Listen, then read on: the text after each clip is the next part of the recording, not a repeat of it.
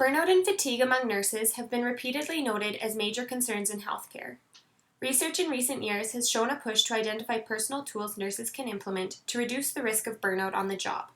Mindfulness practices have been identified as one of these tools. For the purposes of my assignments and research this semester, I developed the PICO question. Does the utilization of a mindfulness intervention reduce the risk of burnout among professional nurses compared to no intervention? Mindfulness is described as intentionally and actively paying attention to the present moment without judgment or thoughts about the future or past.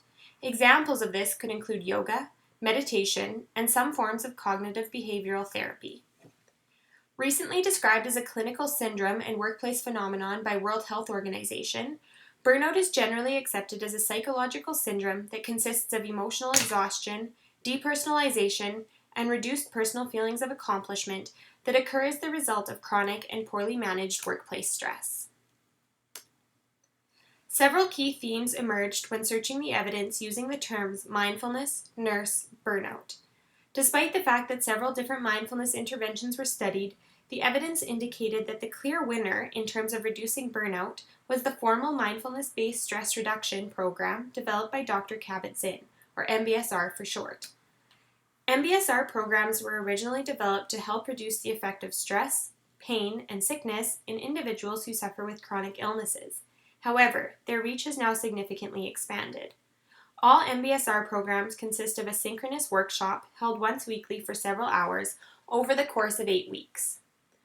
Some of the limitations identified for MBSR interventions for nurses included rotating shift schedules, subjective lack of support from management, and high workloads.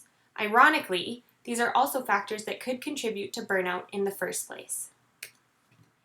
In an attempt to solve these limitations, my intervention takes an upstream approach, implementing an 8-week MBSR program within the first-year curriculum for undergraduate nursing students. This approach has several strengths compared to offering the program to working professionals. First of all, it provides an upstream approach to the problem. Second, by making it a required part of the curriculum, it solves the issue of accessibility. Like any great idea, though, this one also has its weaknesses. Of the most significance, mindfulness is a personal practice that requires an individual commitment. Despite best efforts of educational institutes, no amount of exposure to mindfulness will guarantee the implementation of it on an individual basis. There certainly seems to be a theoretical evidence base to support the use of MBSR within nursing education. It should be noted, though, that the implementation of MBSR within undergraduate nursing education and its potential effect on burnout once those students become professionals has not yet been studied, and further research is required. Thanks, and happy meditating!